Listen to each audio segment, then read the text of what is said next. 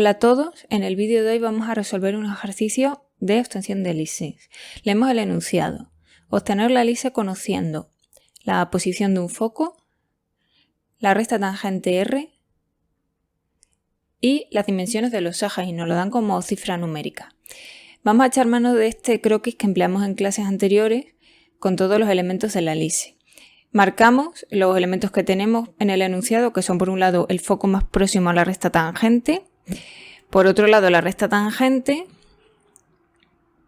y aunque también nos dan las dimensiones de los ejes, de momento no los vamos a emplear. Lo primero que podemos deducir es que si trazamos una perpendicular por el foco a esta recta tangente, obtenemos el simétrico del foco en esta otra circunferencia, que es la circunferencia focal.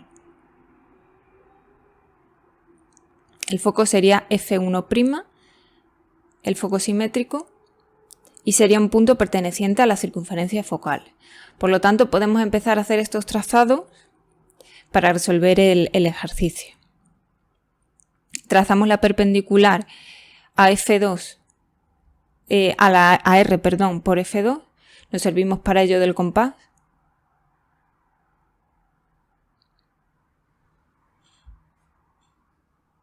Debemos mantener esta amplitud del compás a la hora de realizar la perpendicular para que esté correcta.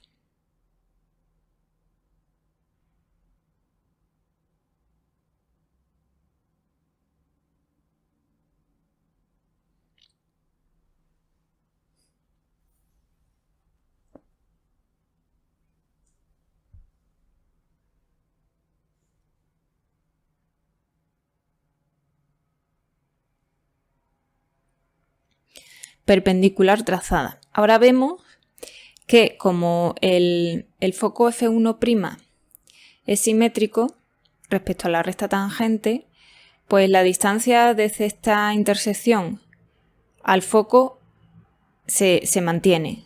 Sabemos que la distancia desde esa intersección es la misma a uno y otro lado de la recta tangente. Entonces cogemos esa medida y la trasladamos en la otra dirección. Ya tendríamos obtenida el foco simétrico, que nombramos como F2' y que sabemos que es un punto perteneciente a la circunferencia focal. Para seguir con la resolución del ejercicio, vamos a ver qué propiedades cumplen el eje mayor y el eje menor.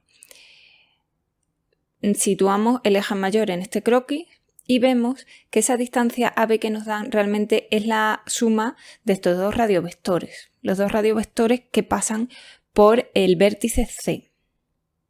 Por otro lado tenemos el eje menor, CD, que también es conocido, y vemos que aquí se nos forma un triángulo del cual conocemos dos lados y desconocemos uno.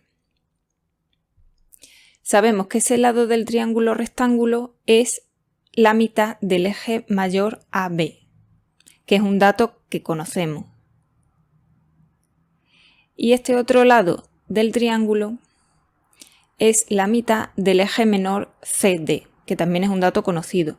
Por lo tanto, solo nos quedaría como incógnita el tercer lado del triángulo, que además es la mitad de la distancia focal.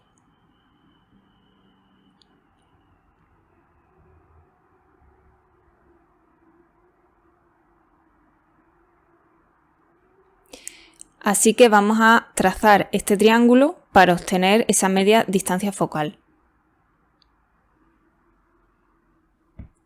Es un triángulo rectángulo, así que empleamos la regla para situar estos 3 centímetros. Y ahora para trazar el lado AB entre 2, pues empleamos el compás. Como sabemos que el eje mayor son 10 centímetros, pues este lado del triángulo van a ser 5 centímetros. Con esto ya tendríamos dibujado el triángulo.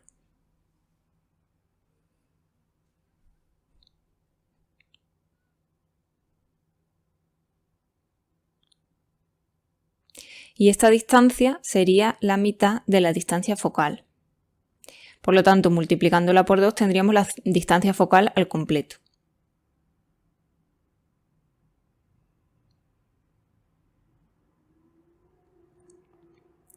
Pues bien, vamos a multiplicar por 2 esta dimensión para así obtener gráficamente la distancia focal.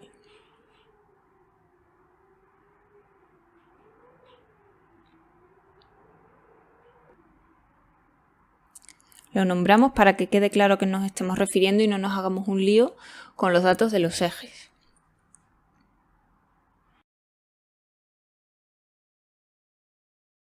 Pues bien, vamos a seguir deduciendo cosas.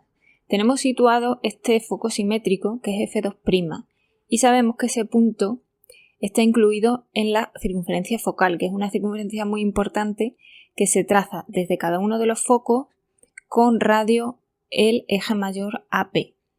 Por lo tanto, si procedemos de manera inversa, sabemos que desde un punto cualquiera de esa circunferencia focal y con radio AB, que son 10 centímetros, vamos a trazar un arco en cuyo punto va a estar situado el foco 1, que es un foco desconocido para nosotros y que tenemos que hallar.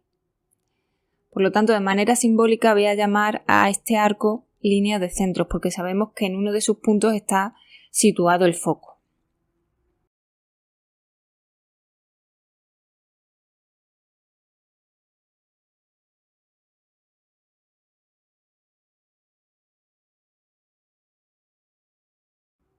Pero ahora tenemos otro dato que hemos hallado de manera gráfica, que es la distancia focal, es decir, la distancia entre F1 y F2. Si trasladamos esta distancia desde el foco conocido, nos va a cortar al primer arco en el otro foco. Por lo tanto, ya podemos obtener la situación del foco desconocido.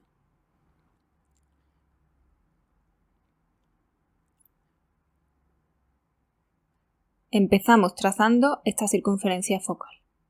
Nos situamos en F2', que es un punto incluido en la circunferencia, y con radio AB, que en este caso es 10 centímetros, nos lo marca el compás, trazamos el arco.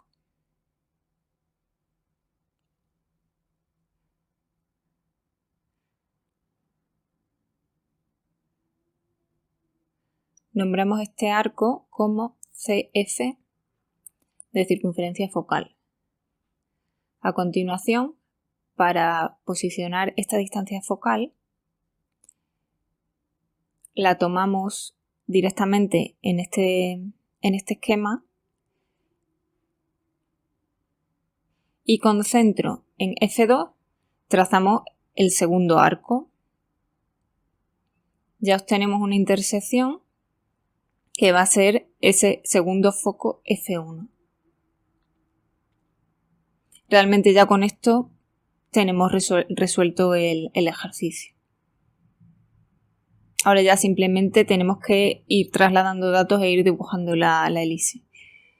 Pues bien, aquí esta es la situación del eje mayor. Ahora para situar el eje menor trazamos la mediatriz de F1, F2, nos servimos del compás.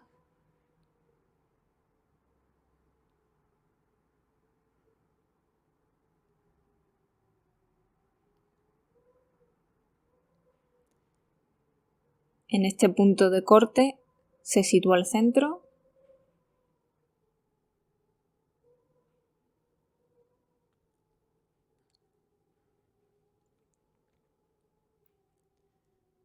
Ahora ya simplemente situamos esa distancia de los ejes.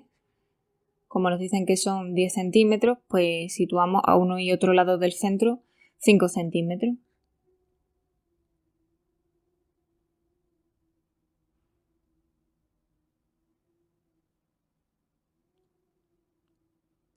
Con esto ya habríamos obtenido los vértices A y B, que los nombramos. Ahora dibujamos el eje menor, que es perpendicular obviamente al eje mayor. Situamos 3 centímetros a uno y otro lado porque la distancia que nos dan es de 6 centímetros. Y marcamos los vértices que nos faltan, que son C y D. Para completar del todo el ejercicio vamos a obtener el punto de tangencia de esta elipse que aún no hemos dibujado con la recta tangente R. Para ello trazamos una línea que nos una el foco opuesto con el foco simétrico que está situado en la circunferencia focal.